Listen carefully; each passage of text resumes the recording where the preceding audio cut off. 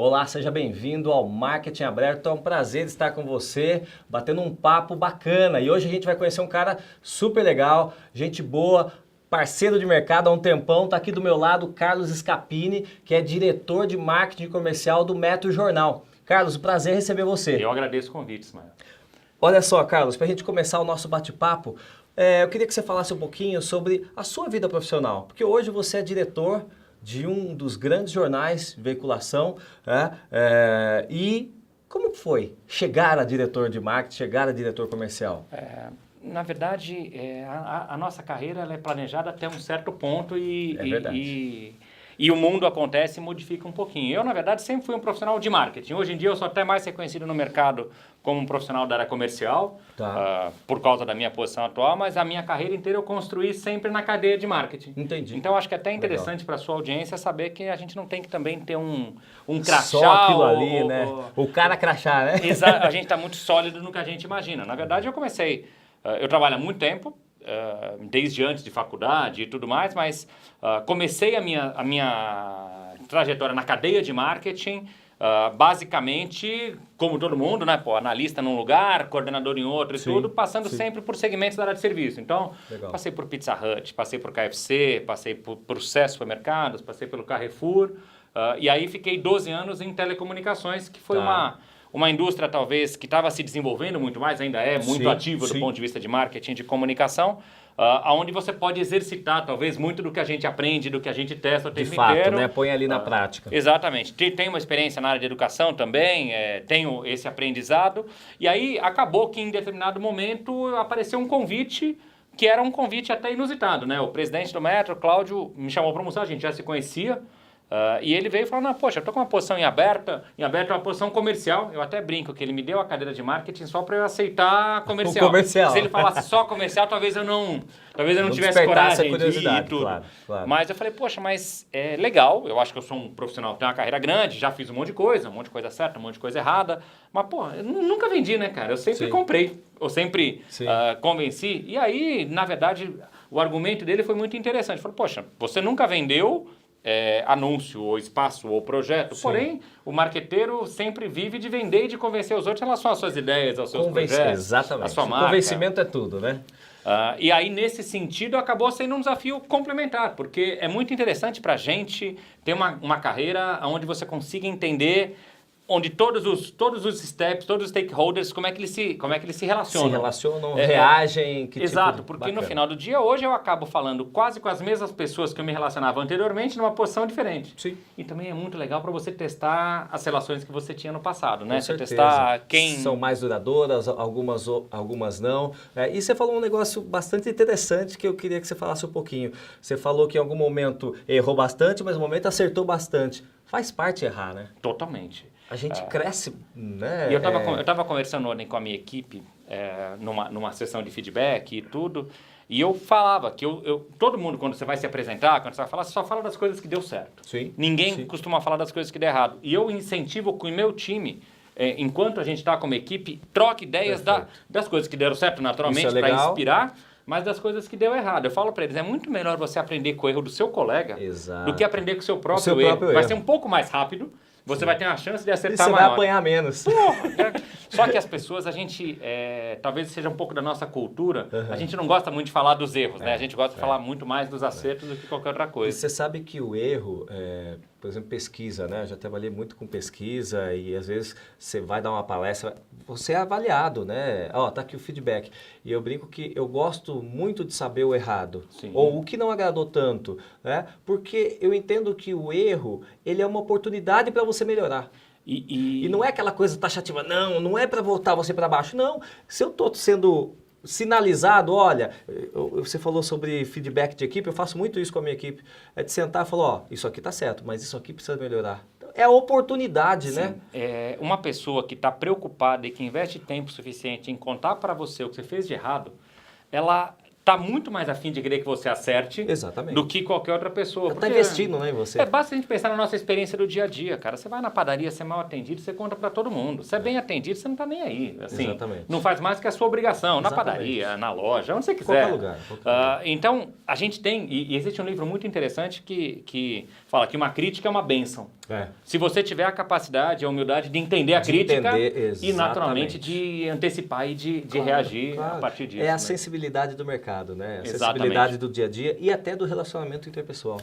E é curioso, porque se a gente pensa no mundo de hoje, onde as redes sociais dominam a interação, é muito fácil a gente criticar quando a gente está atrás de um nick ou de um arroba ou de qualquer coisa, porque a gente não tem esse contato. E é muito mais difícil, as pessoas se desacostumaram a ser sinceros presencialmente. A gente é sincero na rede digitalmente, só na tela. A gente é muito, mas aqui não. O quando é muito mais importante nesse sentido, porque como você falou, é rico. Um cara que te critica, ele quer que você melhore. Exatamente. Porque o cara que não gosta de ti, desliga o canal, tá aqui vendo a gente, me achou chato, cara, aperta o pause, e próximo, abre né? a janela, a fila segue e um cara que vai lá e fala, não concordo com isso, ele quer ver alguma melhora nesse sentido. Sem dúvida.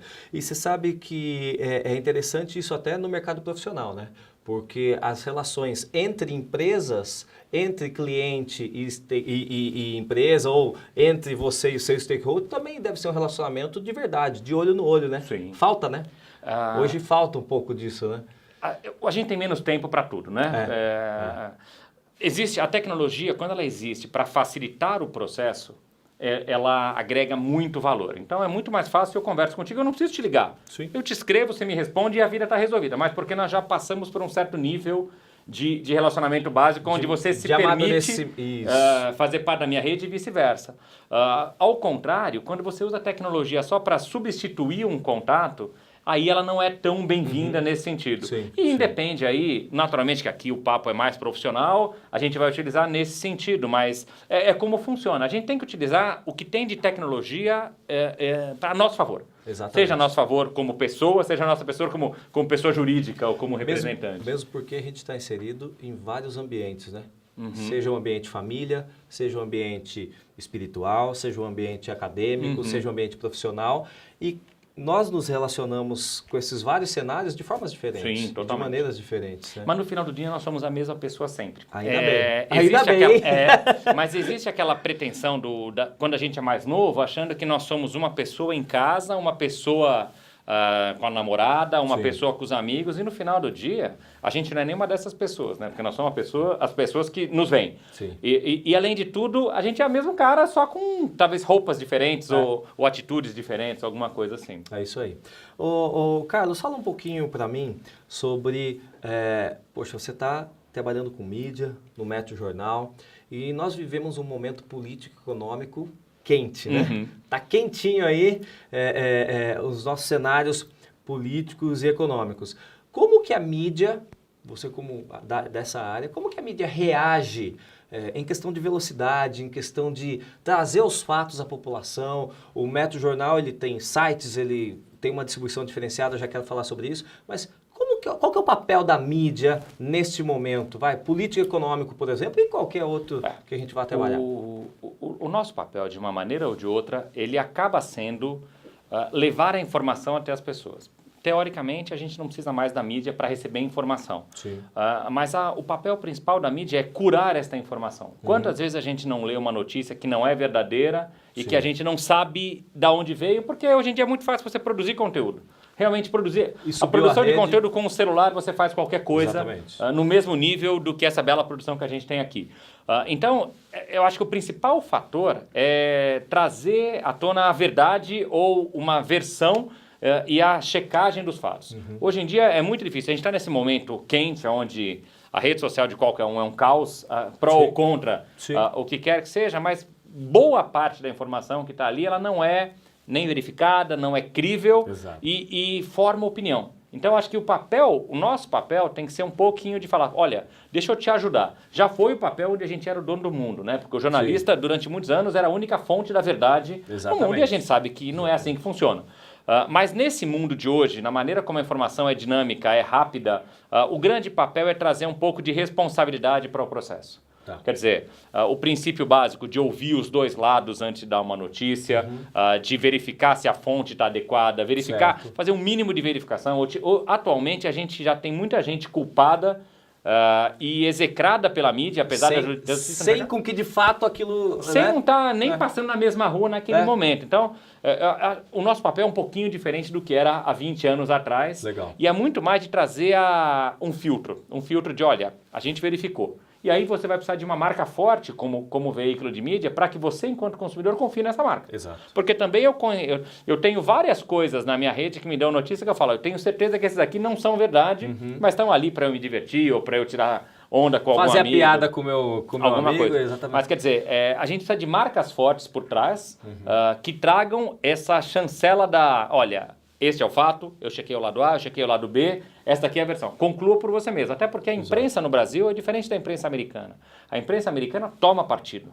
Ela ela fala, ela se define. Eu sou democrata, exatamente. eu sou republicana e o meu veículo se posiciona desta forma, exatamente. sempre com a verdade. Sim. No Brasil, os veículos não são desse jeito. Os veículos são relativamente agnósticos do ponto de vista político e filosofia. Tá bom aqui, tá bom aqui, olha, aqui, o fato é este, essa aqui é o julgamento, essa aqui é a função, conclua você mesmo. Então, é um pouco do nosso papel no país que a gente está inserido. Muda um pouco, justamente exato, pela cultura, né? Uhum. A gente tem um modelo um pouco diferente com relação a isso.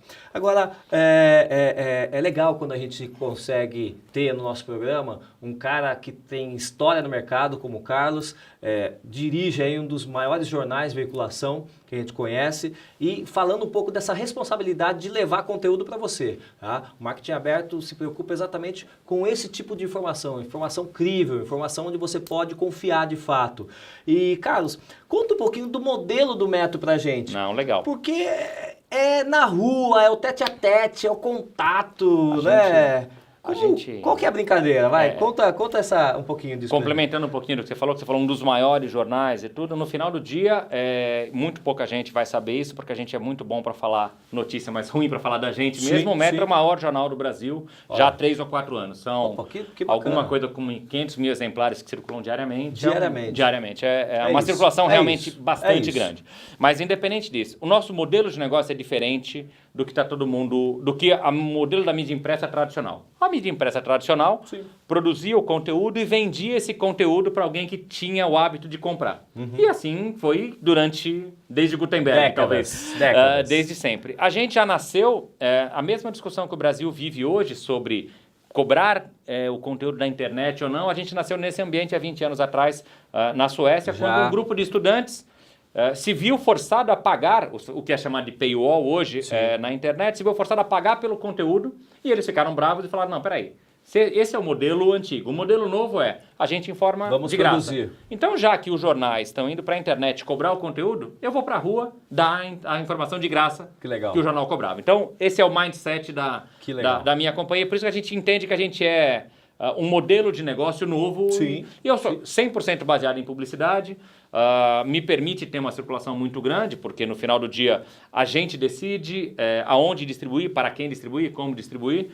E ao mesmo tempo, o que é mais interessante, a gente leva a informação até as pessoas. A pessoa não vai até a informação. Então você está passando num cruzamento, você quer o metro, você abaixa o vidro. Aí o metro é entregue para ti. Você não quer o metro, você não olha para o meu promotor. Exatamente. É vida que segue. Esse método é fantástico, porque dentro de um mundo onde tudo é digital, você está ali no semáforo, é exatamente o que você falou, já passo por pontos onde você distribui, você abriu o vidro, ele está ali, a informação está ali, fresquinha, no começo do dia para você ter. Exato, quer dizer, do ponto de vista de leitor, o que a gente tem é uma oferta de conteúdo curado pela nossa equipe, são praticamente 100 jornalistas que produzem o Metro todos os dias, e que tem um grande desafio. A gente tem muita coisa acontecendo no mundo e eu tenho um espaço limitado para informar. Então, além de jornalistas, eles são ótimos curadores para decidir não o que publicar, mas o que não publicar. O que não publicar. E aí, ao longo do tempo, a gente sabe o que a gente tem que publicar que vai interessar mais, que vai despertar o interesse do leitor.